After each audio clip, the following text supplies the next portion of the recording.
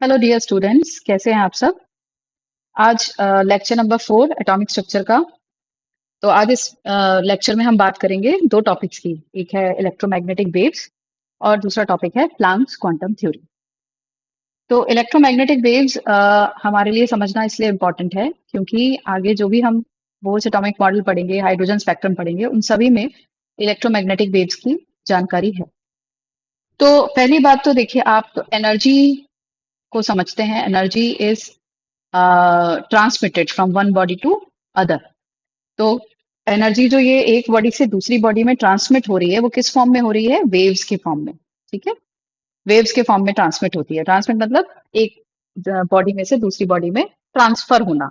ठीक है, अब वो एनर्जी चाहे एक बॉडी से दूसरी बॉडी में हो, चाहे एयर के मीडियम में हो, चाहे किसी भी मीडियम के थ्रू अगर एनर्जी का ट्रांसमिटेंस होना है या ट्रांसफर होना है, तो किस फॉर्म में होगा?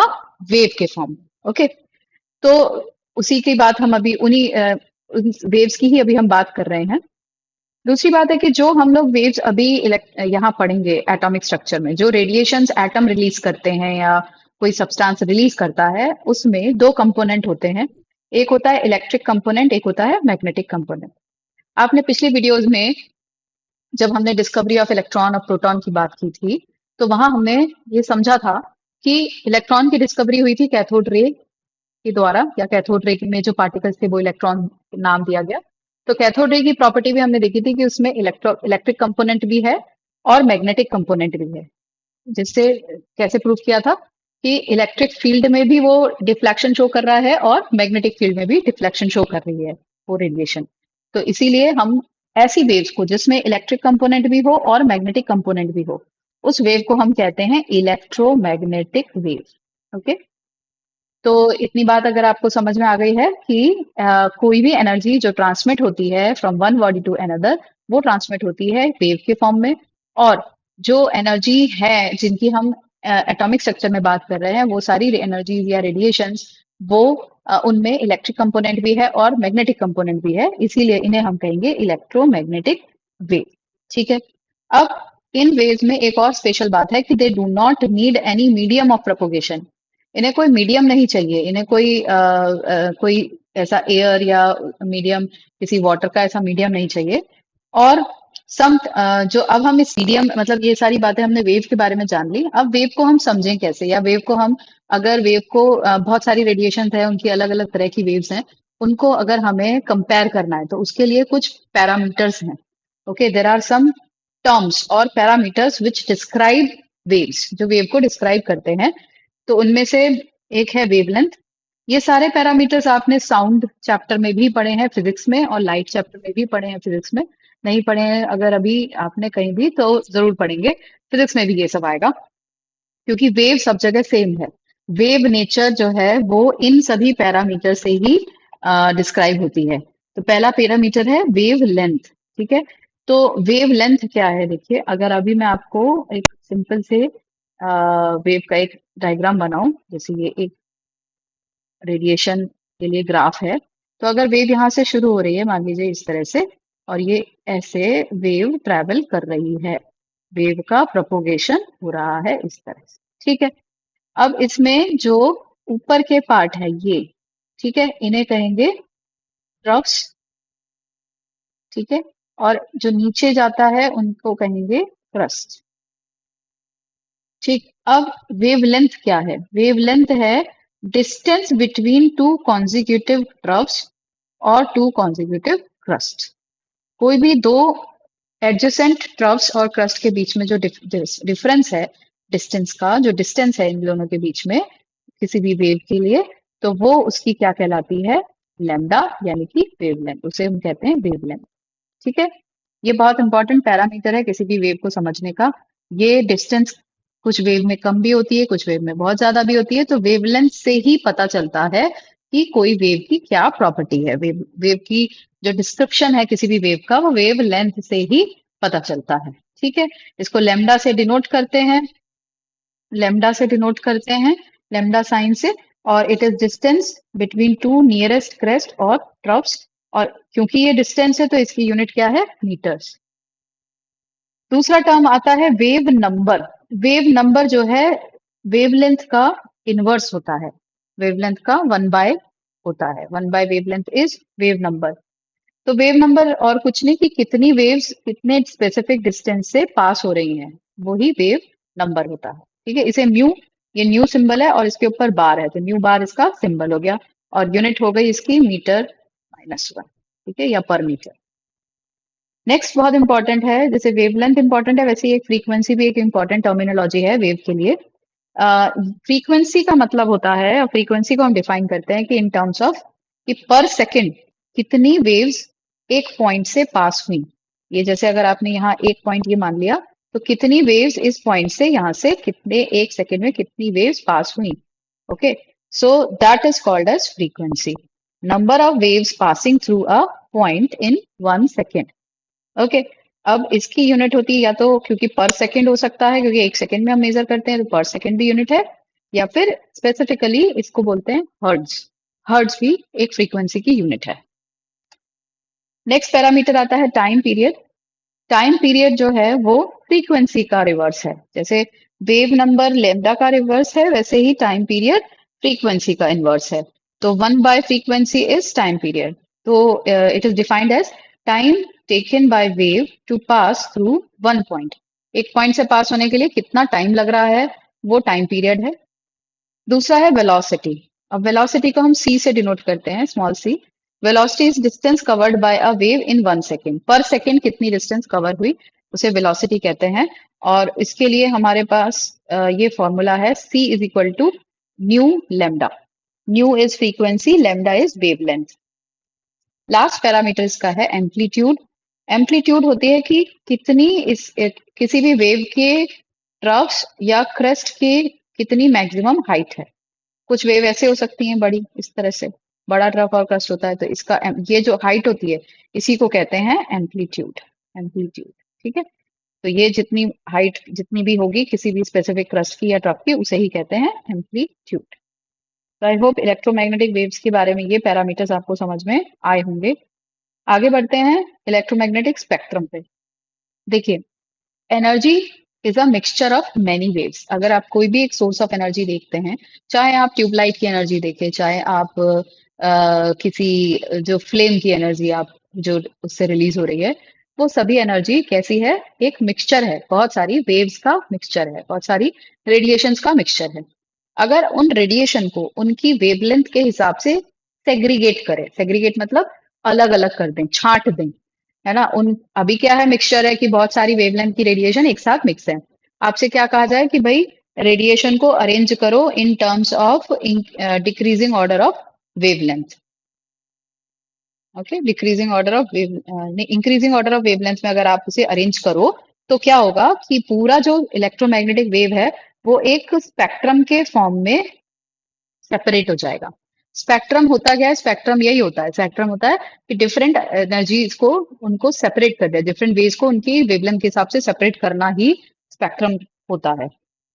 तो अब आप यहाँ देख रहे हैं कि देखो 10⁻⁻14 से लेकर 10⁻⁴ तक, यहाँ तक इसकी वेवलेंथ जा रही है।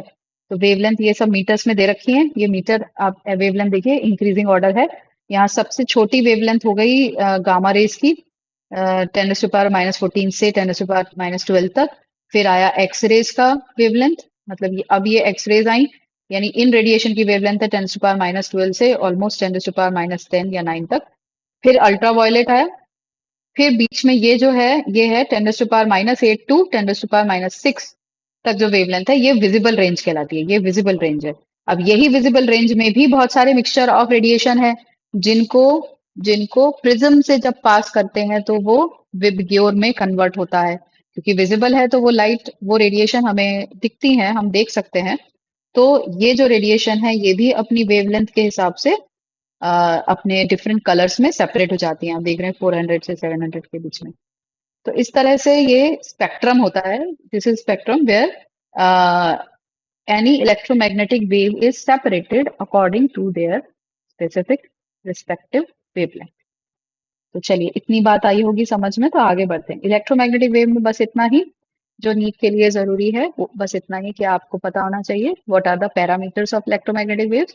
लेमडा क्या है, फ्रीक्वेंसी क्या है, वेलोसिटी क्या है, ये सब की आपको आगे जरूरत होगी। नेक्स्ट थ्योरी है हमारी प्लैंक्स क्वांटम थ्योरी। ये भी बहुत इंपॉर्टेंट थ्योरी है, इस पे भी काफी क्वेश्चंस आते हैं। एटॉमिक स्ट्रक्चर चैप्टर के काफी क्वेश्चन इसमें से मिलते हैं, और बहुत सिंपल है क्योंकि ज्यादा लंबा फॉर्मूला इसका नहीं है। तो देखिए, Planck was a scientist, okay. और क्वांटम जो है, क्वांटम क्या है, quantum is a packet of energy, ठीक है। तो प्लांक ने ऐसा बोला कि ठीक है, इलेक्ट्रोमैग्नेटिक वेव्स के फॉर्म में एनर्जी इमिट होती है, एनर्जी ट्रांसमिट होती है वेव के फॉर्म में। बट उन वेव्स में एक्चुअली एनर्जी किस फॉर्म में ट्रेवल कर रही है, एक पैकेट के फॉर्म में, ओके। छोटे छोटे पैकेट्स हैं जिनमें एनर्जी है और वो वेव के फॉर्म में ट्रैवल कर रहा है। जैसे ये वेव है अगर, तो इनमें छोटे छोटे एनर्जी के पैकेट्स हैं जो एनर्जी को लेके आगे ट्रांसमिट कर रहे हैं। उन पैकेट्स को ही कहा गया क्वांटम, ओके। क्वांटम क्या है, देखिए, quantum is what, quantum is packet of energy. तो जैसे आपने अगर लाइट चैप्टर पढ़ा है तो वहां आपने इसी क्वांटम के लिए टर्म पढ़ा होगा, फोटॉन्स। और यहाँ हम पढ़ रहे हैं उसी, फोटॉन भी क्या था, packet of energy of light, okay. यहाँ जनरल कोई भी एनर्जी का पैकेट जो है उसे हम क्वांटम बोलते हैं।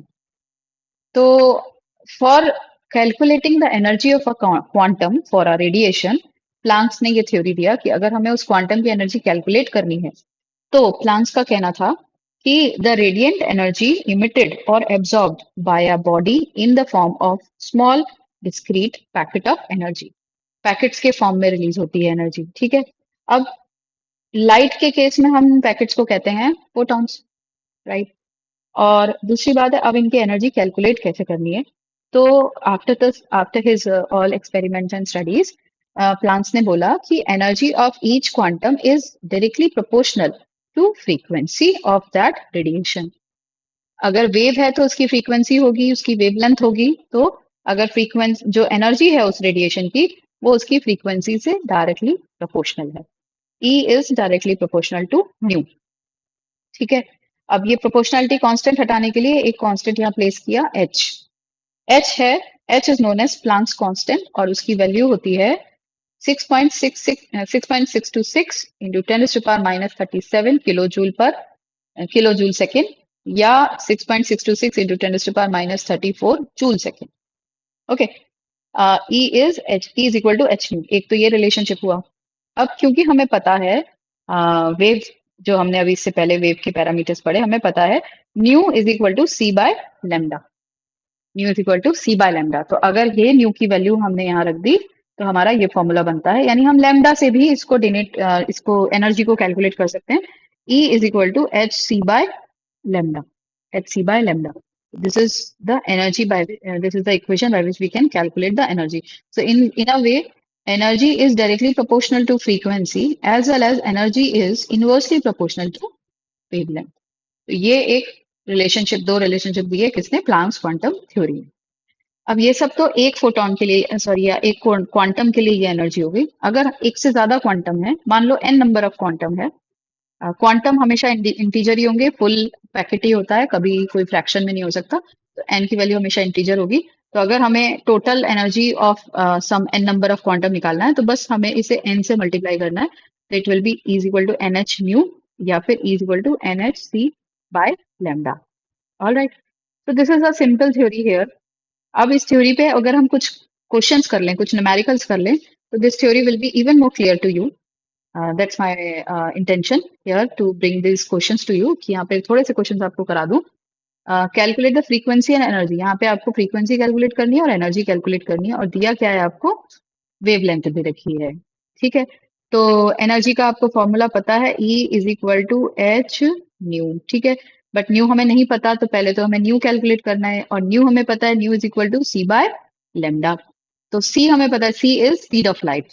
सी क्या है, स्पीड ऑफ लाइट, ठीक है, स्पीड ऑफ लाइट। और ये हमेशा इसकी वैल्यू कांस्टेंट होती है, किसके बराबर होती है, 3 इंटू 10⁸, ओके, मीटर पर सेकेंड। तो इसकी वैल्यू आप हमेशा याद रखिए, कांस्टेंट होती है। तो सी की वैल्यू यहाँ पे रख दी 3 इंटू 10⁸, और डिवाइड किया वेवलेंथ से, वेवलेंथ है 4000। अब ये एंगस्ट्रॉम में है, तो ऑफ कोर्स इसे पहले मीटर में कन्वर्ट करना पड़ेगा, क्योंकि हमने सी की वैल्यू मीटर पर सेकंड में ली है।